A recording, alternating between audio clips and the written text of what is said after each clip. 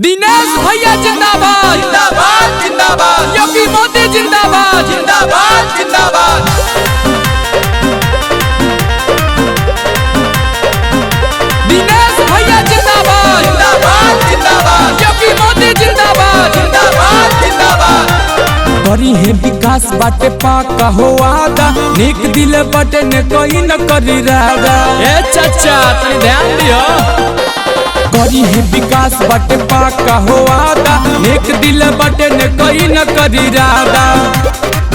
सफाई करनी भैया हो अब फिर जितावे की बात नहीं बातों में केहू के आई हो दिनेश भैया के जितई हो नहीं बातों में केहू के आई हो दिनेश भैया के जितई हो।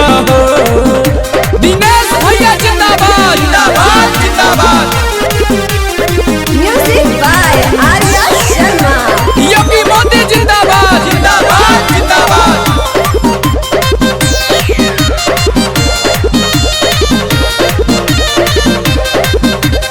सच्चाई खातिर भैया रही है हरदम डांटल सबका साथ सबका विकास कटरी विरोधी आके रही है हरदम डांटल इनकर हिम्मत बढ़ई हो नहीं बात में केहू के अहिनी रहू भैया के जितई हो नहीं बात में केहू के अह दिनेश भैया के जितई हो। के करा के जितावे के बाजी ए बुढ़ी नहीं कुटानट दिनेश लाल यादव नहीं रहुआ दोजन हो के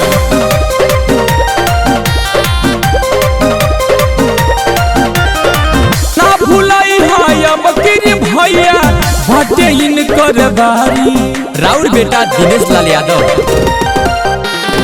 सतती हनी रहुआ जी के मिली बहुमत भारी